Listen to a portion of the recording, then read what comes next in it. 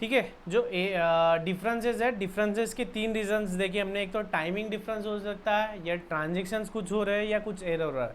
Transactions देखेंगे, एक bank statement देखते हैं, ये मेरा ही बैंक स्टेटमेंट है। तो इसमें देखिए, इसमें 27 मार्च को ये जो एंट्री है, 27 मार्च को 750 रुपीज़ की एंट्री है। 750 रुपीज़ की ये एंट्री मुझे पता नहीं क्यों, क्योंकि ये एंट्री बैंक ने खुद होके पास की है। क्या एंट्री है? पूलिंग अकाउंट जीएसटी, कुछ जीएसटी का पेमेंट हुआ होगा या ऑटो डिडक्ट हुआ होगा, तो ये एंट्री बैंक्स खुद के एंड पे करती है ना। उसी तरह अगर कुछ बैंक इंटरेस्ट क्रेडिट कर रही है, इंटरेस्ट डेबिट कर रही है, तो वो एंट्रीज यहाँ पे ऑटोमेटिकली हो सकती है।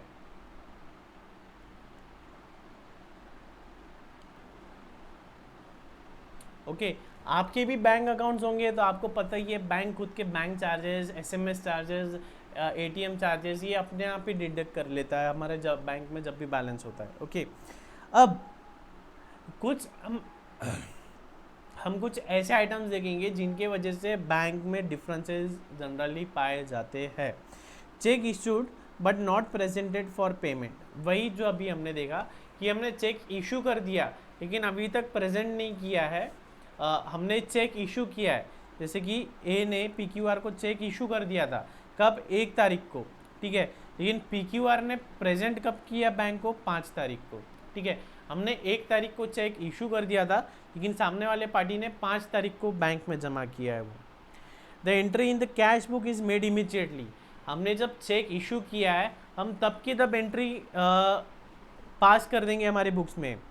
But naturally entry will be made by the bank only when the cheque is presented for payment, ठीक है। और हमने जब चेक इशू किया है हम उसी समय तब के तब हमारे बुक्स में एंट्री कर देंगे, लेकिन बैंक कब एंट्री करेगी? जब बैंक को वो चेक मिलेगा। तो कैश बुक, हमारे बुक का बैलेंस है 10,000, ठीक है, 10,000 हमारा बैलेंस है। हमने चेक इशू किया है, मतलब बैलेंस कम हुआ है, तो 2,000 से हमारा बैलेंस कम हुआ है, तो हमारा बैलेंस आ रहा है 8,000, ठीक है। अब जाहिर सी बात है पासबुक में भी सेम बैलेंस आना चाहिए, लेकिन पासबुक में क्या हो रहा है, 10,000 का जो ओपनिंग है वही है। बैंक ने 2,000 अभी तक हमारे कम क्यों नहीं किए? क्यों? क्योंकि बैंक को अभी तक सामने वाली पार्टी ने वो चेक दिया ही नहीं है। जब सामने वाली पार्टी बैंक को चेक देगी तो वो 2,000 हमारे डेबिट हो जाएंगे और बैंक के हिसाब से भी हमारा बैलेंस आएगा 8,000, ठीक है। आई बात समझ में?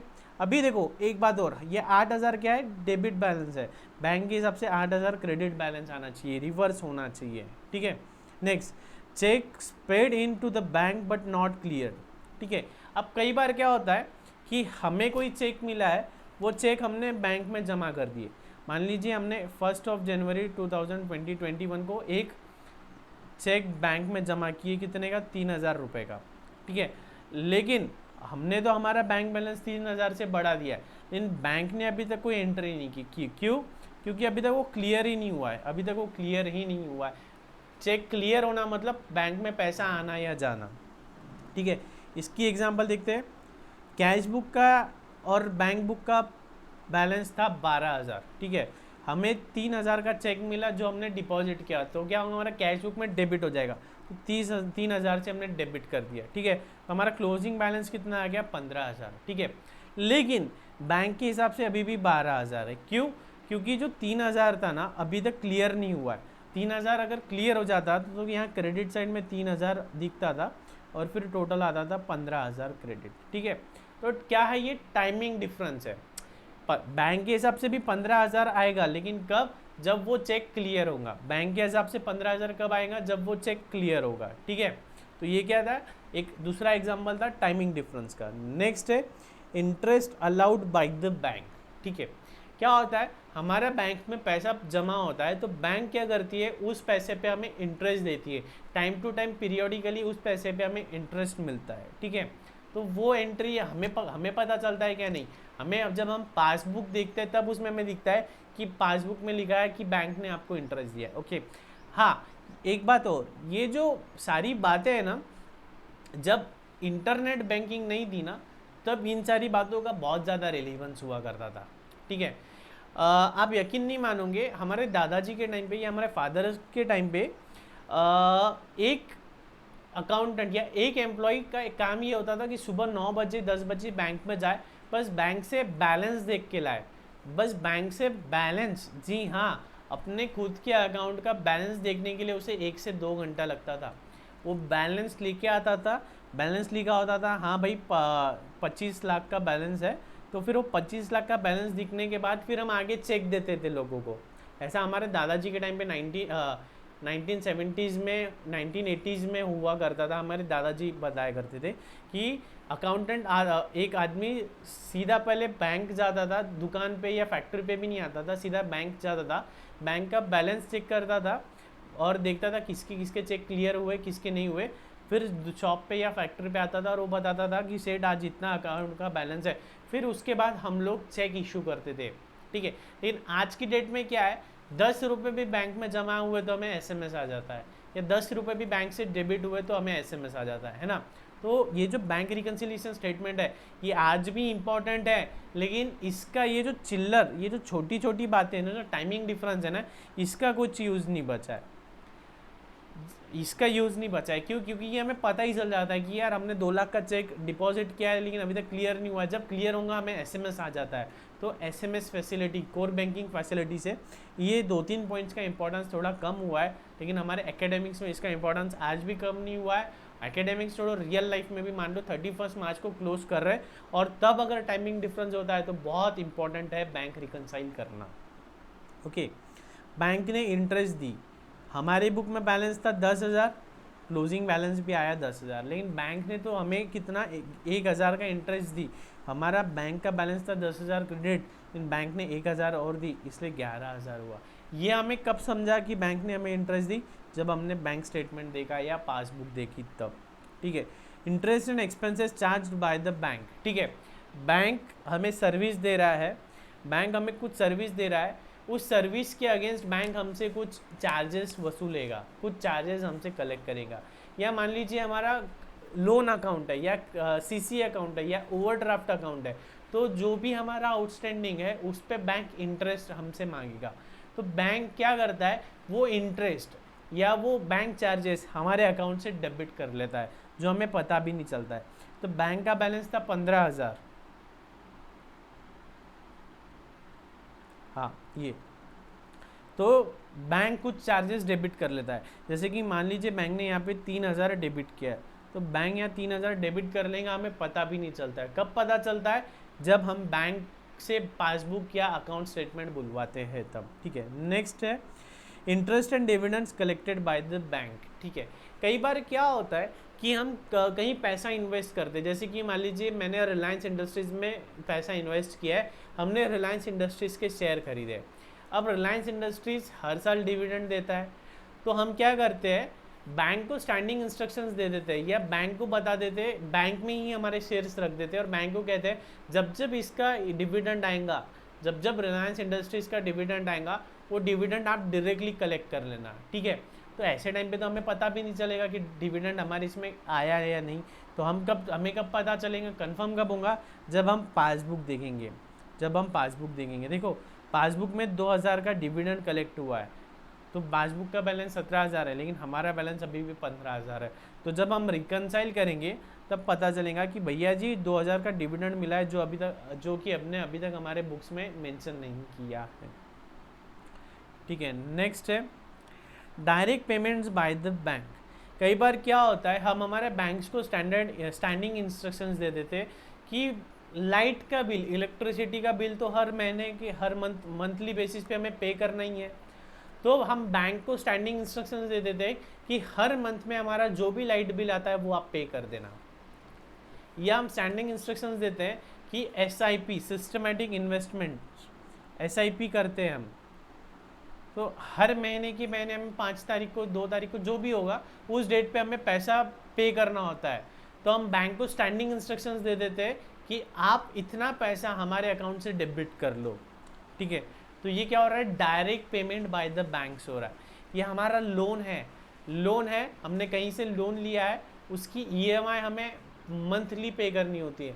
तो हम बैंक को स्टैंडिंग इंस्ट्रक्शंस दे देते हैं कि आप इस डेट को हमारा EMI पे कर दिया करो, ठीक है। तो ये क्या है, direct payments bye the bank.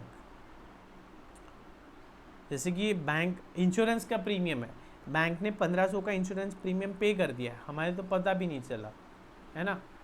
Okay, next, direct payment into the bank by a customer. कई बार क्या होता है कि कई स्टूडेंट डायरेक्टली फीस गूगल पे से कहो या एनईएफटी कहो या आईएमपीएस करो, रौनक सर की 5000 10,000 की fees directly student bank account में जमा करा देते हैं। रौनक सर को कब पता चलेगा? जब सर बैंक स्टेटमेंट्स देखेंगे, है ना। कस्टमर ने डायरेक्टली पैसा जमा करा दिया, तो वो हमें कब पता चलेगा? जब हम बैंक स्टेटमेंट्स देखेंगे या आजकल के डेट में एसएमएस देखेंगे या ऑनलाइन चेक करेंगे तब। Dishonour of a bill discounted with the bank, ठीक है, ये हमने बिल्स ऑफ एक्सचेंज में देखा था, हमने कोई बिल डिस्काउंट किया है बैंक से और वो बाद में डिसऑनर हो गया, तो वेरिएशन आ सकता है। बैंक हमसे 100 रुपये वो डिस्काउंटिंग चार्जेस भी जमा कर रही है, 3000 का डिफरेंस भी आ जाएगा, ठीक है। हमने चेक दिया था तो हमारा 3000 का चेक था, हमें लगा वो क्लियर हो जाएगा, तो हमारा बैलेंस आ गया 23,000। लेकिन ये 3000 का चेक क्लियर भी नहीं हुआ, बैंक ने 100 रुपये और निकाल ली, तो 3000 यहाँ क्रेडिट होना चाहिए था, वो क्रेडिट नहीं हुआ और 100 रुपये और लग गए, तो 19,900 डिफरेंस आ रहा है बैंक स्टेटमेंट में और हमारे बैलेंस में, ठीक है। Next, bills collected by the bank on behalf of the customer. Bank ने हमारे बिहाफ पे डायरेक्टली बिल्स कलेक्ट किए हैं, तो उस समय पे भी डिफरेंसेस आ सकता है। तो ये जो 9 पॉइंट्स अभी हमने देखे हैं उसका समरी बना रखा है यहाँ पे टेबुलर फॉर्म में, टेबुलर फॉर्म में उसका समरी बना रखा है कि टाइमिंग डिफरेंसेस कैसे कैसे आने वाले हैं, ठीक है। Payment done by account holder through issuing check,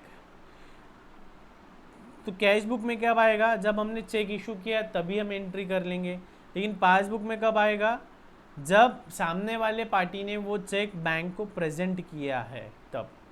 received by the account holder through a cheque, हमें चेक मिला है तो हम क्या करेंगे? जब हमने बैंक में वो चेक डिपॉजिट किया है, जिस दिन हमने वो चेक बैंक में डिपॉजिट किया है उसी समय हम कैश बुक में डेबिट कर देते हैं। लेकिन बैंक हमारा अकाउंट क्रेडिट कब करेंगी? जब वो चेक क्लियर होगा, जब वो at the time of collection of amount from the account of the issuing, मतलब जब वो क्लियर होगा तब, ठीक है। Next, collection of cheque directly on behalf of the account holder. Bank ने डायरेक्टली चेक कलेक्ट किया है कस्टमर से, तो हम कब एंट्री करेंगे? जब हम पासबुक में देखेंगे, जब हम अकाउंट स्टेटमेंट में देखेंगे। लेकिन बैंक कब करेंगी? जब बैंक ने चेक कलेक्ट किया है तब की तब कर लेगी।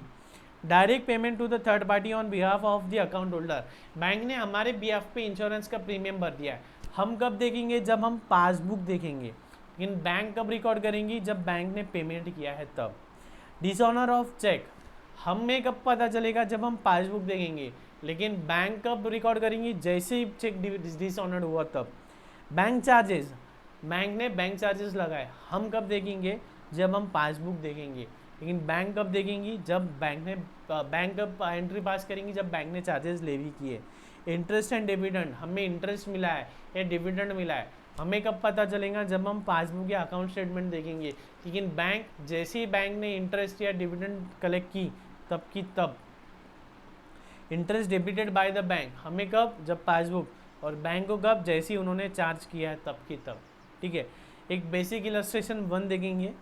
Messrs Stall and Short, Faiz Bazar, New Delhi, in account with Punjab National Bank, ठीक है। तो ये पंजाब नेशनल बैंक की पासबुक है, पासबुक के ट्रांजेक्शन्स दे रखे हैं और ये हमारी कैश बुक के ट्रांजेक्शन्स दे रखे हैं। तो आइडियली क्या है रौनक सर? पासबुक का जो बैलेंस है, पासबुक का बैलेंस आ रहा है 2,43,000, ठीक है। पासबुक का जो बैलेंस है 2,43,000 और हमारे कैश बुक का जो बैलेंस है वो टैली होना था, लेकिन हमारा कैश बुक का बैलेंस आ रहा है 2,37,000 और पासबुक का बैलेंस आ रहा है 2,47,000। तो ये डिफरेंस क्यों है? हमें ये आइडेंटिफाई करना होगा और उसे रिकंसाइल करना होगा, ठीक है। एक बार पासबुक देख लेते हैं। पासबुक हमारी कैसी होती है? ओपनिंग बैलेंस कुछ भी नहीं है, ठीक है। हमने 4 लाख जमा किया तो 4 लाख रुपए यहाँ आ गए। बाद में हमने 60,000 का पेमेंट किया किसको? फर्नीचर वाले को, तो 40,000 ये क्या था? Credit balance. अब क्या हो रहा है? ये डेबिट हो रहा है, ये डेबिट हो रहा है, ये क्रेडिट है। अब क्या हो रहा है? वो डेबिट हो रहा है, तो डेबिट कितना 60,000 से डेबिट हुआ, 4 लाख क्रेडिट 60,000 डेबिट, तो 3,40,000, 4 लाख माइनस 60,000। बाद में क्या रहा, और 1,25,000 का हमने किसी को पेमेंट किया है, तो 3,40,000 माइनस 1,25,000, 2,15,000। ये जो क्रेडिट है, मतलब ये हमारा बैलेंस बैंक में जमा है, ठीक है। बाद में 35,000 का हमें चेक मिला है, तो क्या हो रहा है, ये क्रेडिट हो रहा है। 2,15,000 ये भी क्रेडिट, दोनों ऐड हो जाएंगे, 2,50,000 का क्रेडिट बैलेंस, ठीक है। तो ये है हमारा पासबुक ऐसे बनता है, पासबुक ऐसा दिखता है, ठीक है। अब इसे सॉल्व कैसे करना है, अब दो बातें हो सकती है। पासबुक का बैलेंस है 2,43,000 और कैश बुक का बैलेंस है 2,37,000। दो बातें हो सकती है, एक तो हम पासबुक से कैश बुक की तरफ जाए या कैश बुक से पासबुक की तरफ आए, दोनों भी सही है, दोनों भी चलता है। और क्लास 12th में 11th-12th में आपने ये ऑलरेडी पढ़ रखा है, bank reconciliation statement. In case कोई साइंस बैकग्राउंड के स्टूडेंट्स हैं, उन्हें 11-12 के लेक्चर्स देखने हैं, तो मुझे व्हाट्सअप करे, मैं उन्हें free of cost bank reconciliation statement के लेक्चर्स प्रोवाइड कर दूंगा।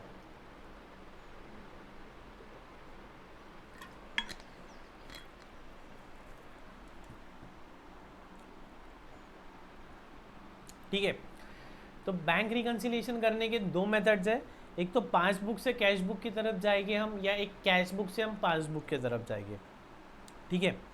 तो हम स्टार्ट करते हैं, आज पासबुक से स्टार्ट करेंगे। हम क्या करेंगे, पासबुक से कैश बुक की तरफ, क्या पासबुक से कैश बुक की तरफ जाएंगे। तो अभी हम क्या करेंगे, पासबुक से कैश बुक की तरफ जाने वाले, क्या करने वाले, पासबुक से कैश बुक की तरफ। अब दोनों भी स्टेटमेंट्स हमें दे रखे हैं, पासबुक और कैश बुक, दोनों में डिफरेंस है। तो मान लीजिए हमने बैंक रिकन्सिलिएशन अभी तक पढ़ा नहीं है, तो कैसे सॉल्व करेंगे हम, कैसे करने वाले इसको हम सॉल्व। एक पासबुक है, एक कैश बुक है, दोनों में डिफरेंस है, तो ये आप कैसे निकालेंगे। सर सिंपल है ना, हमने जो जो जमा किया है वो चेक कर लो, हमारे पास डेबिट दिख रहा है क्या, और जो जो हमने विड्रॉ किया है वो चेक कर लो, हमारे क्रेडिट दिख रहा है क्या, है ना। सिंपल है कि पासबुक में जितना भी डिपॉजिट दिख रहा है, पासबुक में जो भी क्रेडिट हुआ है, जितना भी डिपॉजिट दिख रहा है, उतना हमारे यहाँ पे कैश बुक में डेबिट में दिख रहा है क्या। कोई एंट्री मिसिंग है तो वो कहाँ मिसिंग है, पासबुक में मिसिंग है या कैश बुक में, अकॉर्डिंगली वो ऐड या लेस करेंगे। सिमिलरली पासबुक से जो भी हमने विड्रॉवल किया है, उतना हमारे बैंक स्टेटमेंट में उतना कैश बुक में उतना क्रेडिट दिख रहा है क्या, कुछ कम है, तो उसे अकॉर्डिंगली ऐड या लेस करेंगे। तो हम दोनों भी स्टेटमेंट्स को रिकंसाइल कर लेंगे। सबसे सिंपल मेथड है और यही हम फॉलो करते हैं, ठीक है। तो देखो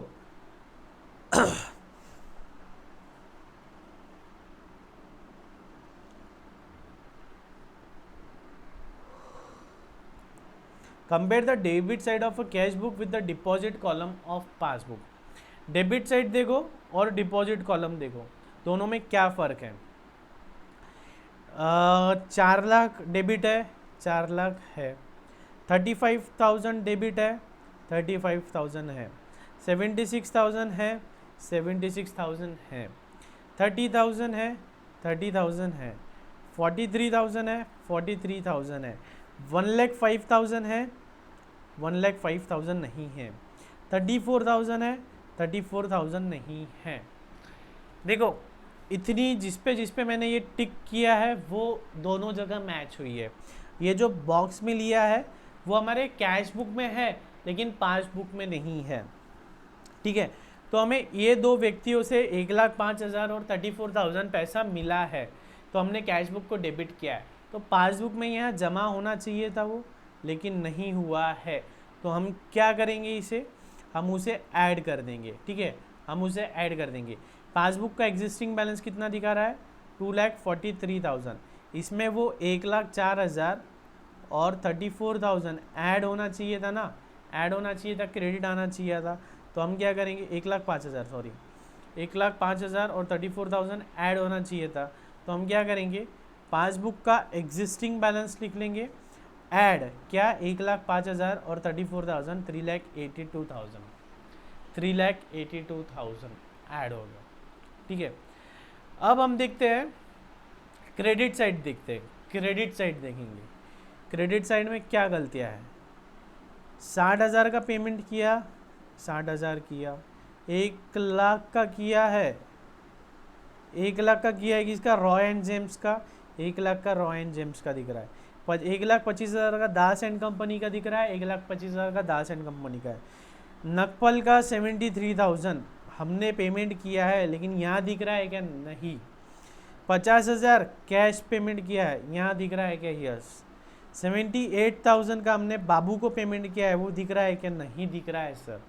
बाद में बैलेंस है, मतलब सर हमने 73,000 का नागपाल को पेमेंट किया है, इतने से बैलेंस कम होना चाहिए था, है ना। 78,000 का बाबू को पेमेंट किया है, वो कम होना चाहिए था। मतलब सर यहाँ पे 73,000 और 75,000 डेबिट में आने चाहिए थे, मतलब इतना बैलेंस कम होना चाहिए था। तो ठीक है, कम कर दो उतना बैलेंस। अभी बैलेंस कितना आ गया अपना, 3,82,000, उसमें से उतना बैलेंस कम कर दो, उतना बैलेंस कम कर दो, फिर आ गया है इतना। ठीक है सर, जब हम डेबिट साइड देख रहे थे तो डेबिट साइड में हमने देखा कि हमारे बुक में, पासबुक में बैंक ने प्रीमियम पे किया है, तो वो भी डेबिट हुआ है। और ये बैंक चार्जेस 1,000, वो भी तो हमारे बुक में से खर्च माइनस होना चाहिए था ना। देखो बैंक ने क्या किया है, प्रीमियम पे किया है 25,000, तो उतना बैलेंस कम हो गया। बैंक ने 1,000 रुपये का बैंक चार्जेस डिडक्ट किया, उतना बैलेंस कम हो गया, तो वो भी तो हमारे डेबिट साइड में आना चाहिए था ना, 25,000 और 1,000, है ना। तो इतना ये भी तो लेस होना चाहिए था, क्योंकि अब हम पासबुक से कैश बुक की तरफ जा रहे हैं। मतलब बैंक ने क्या किया है, इतना बैलेंस लेस किया है, हमने लेस नहीं किया है। तो हम क्या कर देंगे, ये अभी बैंक की बुक में ऐड कर देंगे, बैंक की बुक में उतना बैलेंस हम ऐड कर देंगे। ठीक है, सिमिलरली सर क्रेडिट साइड में, क्रेडिट साइड में बैंक ने 20,000 का इंटरेस्ट कलेक्ट किया है, मतलब इतने से बैंक का बैलेंस बढ़ गया था, लेकिन हमने तो हमारे बुक में वो रिकॉर्ड नहीं किया है, तो हम क्या करेंगे, 20,000 से बैलेंस कम कर देंगे। जब हम ये सारे ट्रांजेक्शन्स को इफेक्ट देंगे तो हमें बैलेंस मिल रहा है 2,37,000। ठीक है, हमने पासबुक लिया, पासबुक का बैलेंस लिया, उस पर कुछ एडजस्टमेंट्स की और फिर हमें बैलेंस मिला 2,37,000। ठीक है, लेकिन ये अभी भी मैच नहीं हुआ है हमारा बैलेंस, हाँ सॉरी मैच हो गया है। तो क्या मिला, 2,37,000। तो हमने अभी क्या किया, पासबुक बैंक के बुक से हमने कैश बुक का बैलेंस लाया। पासबुक में बैलेंस था 2,43,000, उसमें हमने कुछ ऐड किया, कुछ लेस किया, कुछ ऐड किया, कुछ लेस किया, तो हमें जो फाइनल बैलेंस मिला वो एज पर कैश बुक मिला। क्या मिला, एज पर कैश बुक मिला। ठीक है, वाइस वर्सा, आप कैश बुक से स्टार्ट करो, आप कैश बुक से स्टार्ट कर सकते हो 2,37,000, एडजस्टमेंट्स करते हुए आप आ सकते हो पासबुक पे। कैश बुक से स्टार्ट करके आप पासबुक पे आ सकते हो 2,43,000। ठीक है, तो ये आपका होमवर्क है, आपको कैश बुक से स्टार्ट करके पासबुक पे लाना है, और आप मुझे होमवर्क व्हाट्सएप करोगे 7887, आप मुझे होमवर्क व्हाट्सएप करोगे 9404855973 पे। ठीक है, या आप एक काम करो, यहाँ पे भी नहीं, आप मुझे टेलीग्राम चैनल है टारगेट CA या CA रौनक अग्रवाल नाम का टेलीग्राम चैनल है, उसमें आप मुझे होमवर्क व्हाट्सएप करोगे आज का। ठीक है, तो आज का सेशन यहीं एंड करते हैं, आगे और भी मज़ेदार चीज़ें हम आगे अच्छे से देखने वाले, प्रोसीजर पूरा पढ़ने वाले हैं। और ये जो एरर दिया है पॉइंट नंबर 10 सिंपल है, ये एरर आपको पढ़ना है। इनकेस आपको नहीं समझता है तो मुझे व्हाट्सएप करके बोलना है, नेक्स्ट लेक्चर में, नेक्स्ट वीडियो देखने के पहले ये आपको पढ़ना है। ये सिंपल है, समझ में आ जाएगा वो, और इसके पहले मैंने आपको एरर का कंसेप्ट बताया भी है। तो आज का सेशन यहीं एंड करते हैं, कोई भी डाउट्स हो, कुछ भी प्रॉब्लम हो, मुझे व्हाट्सएप करना है। So here I am CA Raunak Agarwal signing off, take care, love you all, bye bye.